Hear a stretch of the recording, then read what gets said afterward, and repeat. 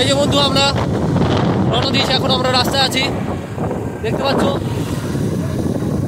দেখেছো চারদিকে কত সুন্দর। ওয়াও ওয়াও ওয়াও চারদিকে।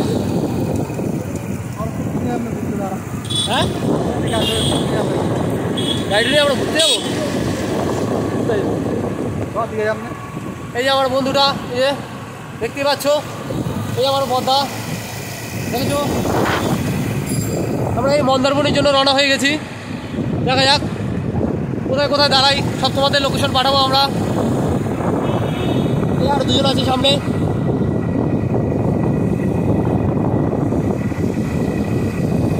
এই লোকেশনটা দেখো কত সুন্দর।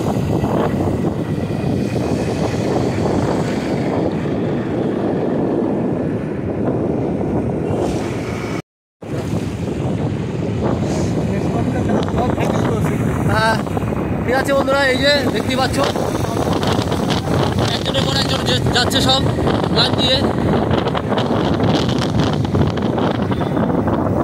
Nice location.